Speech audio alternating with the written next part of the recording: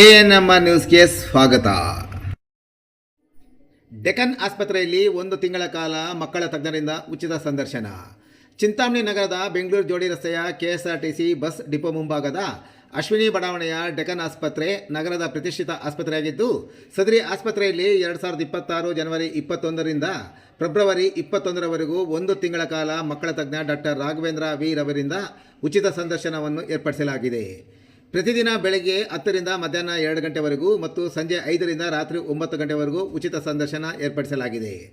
ಹೆಚ್ಚಿನ ವಿವರಗಳಿಗೆ ಸಂಪರ್ಕಿಸಿ ಡೆಕ್ಕನ್ ಆಸ್ಪತ್ರೆ, ಕೆಎಸ್ಆರ್ಟಿಸಿ ಡಿಪೋ ಮುಂಭಾಗ, ಅಶ್ವಿನಿ ಬಡಾವಣೆ, ಚಿಂತಾಮಣಿ. ಮೊಬೈಲ್ ಸಂಖ್ಯೆ 9663598888 ಮತ್ತು 8548888688.